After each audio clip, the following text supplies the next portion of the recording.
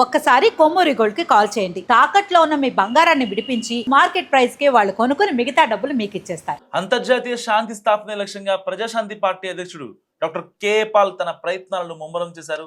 ఇందులో భాగంగా ఢిల్లీలో ఇరాన్ ప్రత్యేక ప్రతినిధి ఐలాతో ఆయన సుదీర్ఘంగా చర్చలు జరిపారు. ప్రధానంగా పశ్చిమాసియాలో నెలకొన్న యుద్ధ ఉద్రిక్తతలను తగ్గించడం, శాంతిని నెలకొల్పడంపై ఈ సమావేశంలో కే పాల్ చర్చించారు. ఇరాన్, అమెరికా, ఇజ్రాయెల్ దేశాల మధ్య ఘర్షణలు ఆగిపోవాలని పాల్ ఈ సందర్భంగా కోరారు. యుద్ధం వల్ల జరుగుతున్న ప్రాణ నష్టాన్ని అడ్డుకునేందుకు కే పాల్ ఒక ప్రత్యేక ప్రతిపాదనను తెరపైకి తెచ్చారు. రానున్న 72 గంటల పాటు ఇరాన్ ఎలాంటి దాడులు చేయకుండా, అదే సమయంలో అమెరికా, ఇజ్రాయెల్ కూడా ఇరాన్పై దాడులు జరపకుండా ఉండేందుకు తీసుకోవాల్సిన చర్యలపై ఆయన చర్చించారు.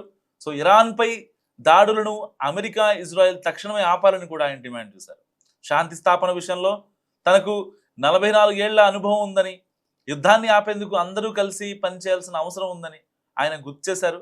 ఈ శాంతి ప్రయత్నాలకు సహకరిస్తున్న దేశాలకు కే పాల్ ధన్యవాదాలు తెలిపారు. ముఖ్యంగా ఖతర్, స్పెయిన్, యునైటెడ్ కింగ్డమ్ తమ ఎయిర్ బేస్లను యుద్ధం కోసం వాడనివ్వబోమని కూడా ప్రకటించడం పట్ల ఆయన హర్షం వ్యక్తం చేశారు.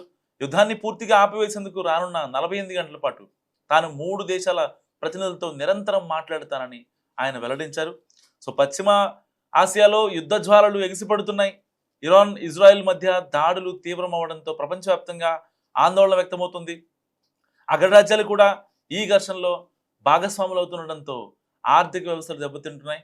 చమురు సరఫరా నిలిచిపోయి ధరలు పెరిగిపోయాయి.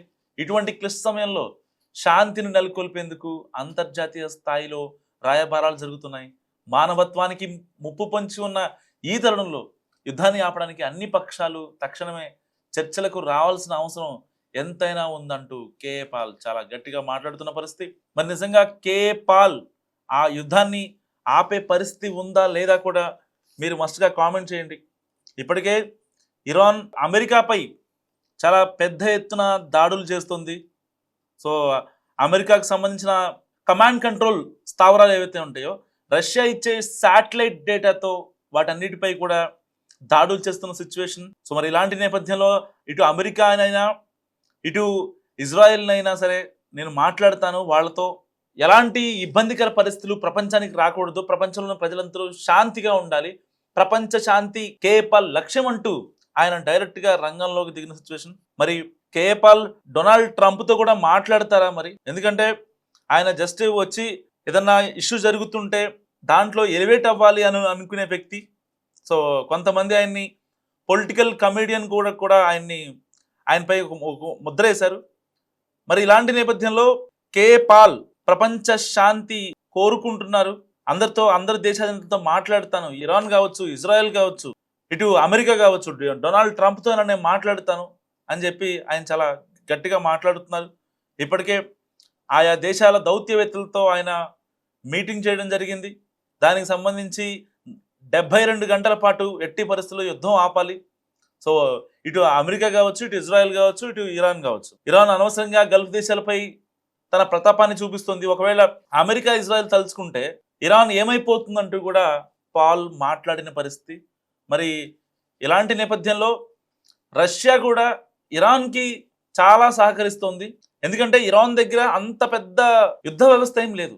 ఒకవేళ కంటిన్యూస్గా ఒక 10-15 డేస్ పాటు యుద్ధం చేయాలి అంటే ఎవరో ఒకళ్ళు స్ట్రాటజికల్గా అండ్ శాటిలైట్ పిక్స్ పరంగా ఎవరో ఒకళ్ళు హెల్ప్ చేయాల్సిందే. ఇప్పుడు రష్యా అదే పని చేస్తుంది. ఎట్టి పరిస్థితుల్లో నేనున్నా మీకు అనేది రష్యా ఒక రకంగా ఇరాన్కి చాలా గట్టిగా సపోర్ట్ ఇచ్చే ప్రయత్నం అయితే చేస్తుంది. ఎందుకంటే ఇటు ఇరాన్కి ఆయుధాలు కానీ, లేకపోతే మిసైల్స్ కావచ్చు, స్నైపర్ గన్లు కావచ్చు, స్నైపర్ జట్లు కావచ్చు, సో ఎంతవరకు డ్రోన్లతోనే ఇప్పటిదాకా యుద్ధం చేస్తుంది. అమెరికాకు సంబంధించిన స్థావరాలపై దాడులు చేసినా అది డ్రోన్ల వ్యవస్థ ద్వారానే. అత్యాధునిక ఫైటర్ జెట్లు అనుకున్నంతగా లేవు. ఒకవేళ రష్యా దగ్గర నుంచి ఫైటర్ జెట్స్ పంపించాలి అంటే వెంటనే అమెరికాకి తెలిసిపోద్ది. సో ఇలాంటి కాన్సిక్వెన్సెస్లో డైరెక్ట్గా రష్యా హెల్ప్ చేయడం చాలా కష్టమైన తరుణం అనమాట. సో ఇప్పుడు ఏం చేస్తుంది ఇరాను?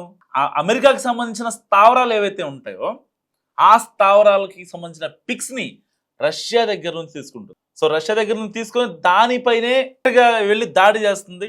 ఇప్పటికే అమెరికా కమాండ్ కంట్రోల్ పైన కూడా ఇరాన్ దాడి చేసింది తన డ్రోన్లతో. ఒకవేళ యుద్ధం ఇలాగే కొనసాగితే నిజంగా వినాశనం తప్పదని చెప్పుకోవచ్చు.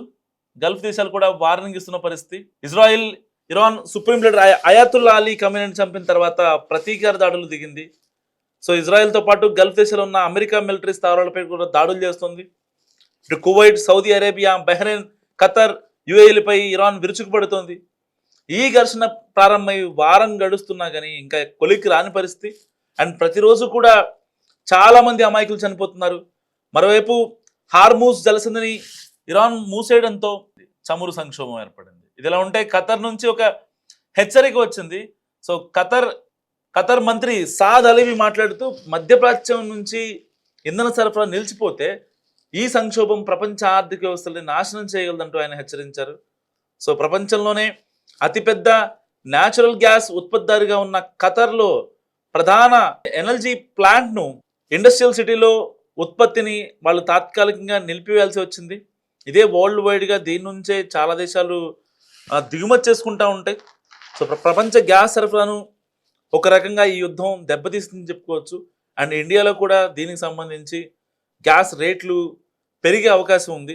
ఇంతేకాకుండా యుఏఈ, సౌదీ అరేబియాలోని ఆయిల్ రిఫైనరీలను కూడా ఇరాన్ దెబ్బతీసింది. సంక్షోభాన్ని నివారించడానికి భారత్ ఇప్పటికే చర్యలు తీసుకుంటోంది. రష్యా నుంచి చమురు దిగుమతుల్ని పెంచాలని భావిస్తోంది. సో మరోవైపు యుద్ధం కారణంగా సంక్షోభం తలెత్తే ప్రమాదం ఉండడంతో అన్ని ప్రభుత్వ, ప్రైవేటు ఎల్పిజి కర్మాగారాలను కూడా ఉత్పత్తి పెంచాలని కూడా భారత్ ఇప్పటికే ఆదేశించింది.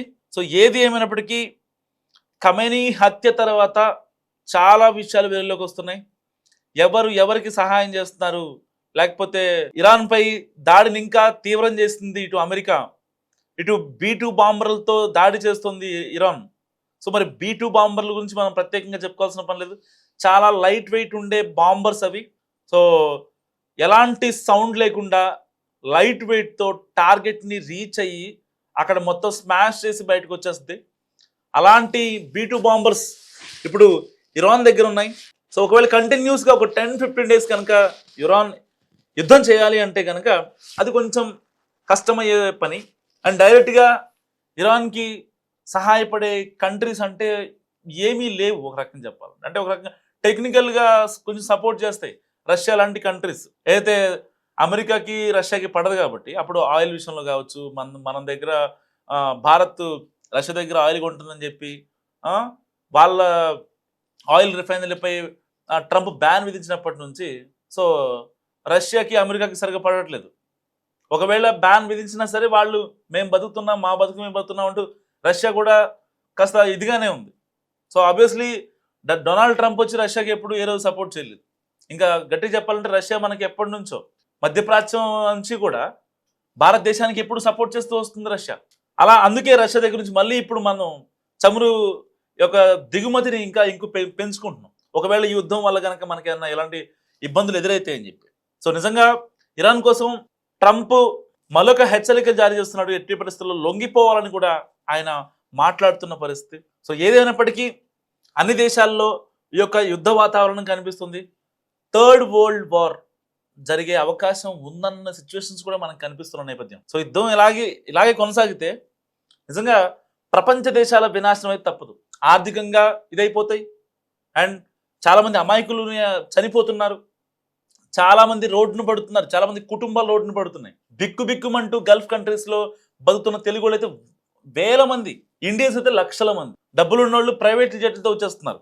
ప్రైవేట్ జెట్లు దాదాపుగా 3,20,00,000 రూపాయలు పెట్టి ఒక ప్రైవేట్ జెట్ తీసుకొని వాళ్ళు బెంగళూరు కానీ, హైదరాబాద్ కానీ ఇలాంటి సిటీస్కి వచ్చేస్తున్నారు అనమాట. సో డబ్బులు వాళ్ళు వచ్చేయగలరు, మిగతా వాళ్ళ పరిస్థితి ఏంటి? సో ఎట్టి పరిస్థితుల్లో ఈ యొక్క యుద్ధం ఆగిపోవాలని చాలామంది దేశాధినేతలు ట్వీట్లు చేస్తున్నారు, మాట్లాడుకుంటున్నారు. ఈ యుద్ధం వల్ల తమ ఆర్థిక వ్యవస్థలపైన నష్టం పడకూడదని భారతదేశం లాంటి చాలా కంట్రీస్ చూస్తున్నాయి. సో ఏదైనప్పటికీ ట్రంప్ తీసుకున్న ఒక డెసిషన్ ఏదైతే ఉందో, ఆయన మైండ్లో ఏవైతే ఉందో దానివల్ల ఇప్పుడు ప్రపంచం అంతా రప్చర్ క్రియేట్ అయింది. కానీ ఇప్పుడు చాలామంది ఆసక్తిగా చూస్తున్నారు ఎట్టి పరిస్థితుల్లో యుద్ధం ఆగిపోవాలి అని. కానీ ట్రంప్ మైండ్లో ఏముందన్నది ఇప్పుడు ఎవరికి తెలియదు. ట్రంప్ తాజాగా కొన్ని కామెంట్స్ చేశాడు. మళ్ళీ ఒక కొత్త దేశంపై మేము వార్ చేయబోతున్నాం అని చెప్పి. సో ఇప్పుడు ఇరాన్ మీద యుద్ధం ఆపేసి మరొక కొత్త కంట్రీ మీద యుద్ధం చేస్తారట. మరి ఆ దేశాధినేతలను ఎత్తుకెళ్తారా, లేదంటే దేశం మీద యుద్ధం చేసి పక్క వచ్చేస్తారా అన్న విషయాలు కూడా నిజంగా తెలియాల్సి ఉంది.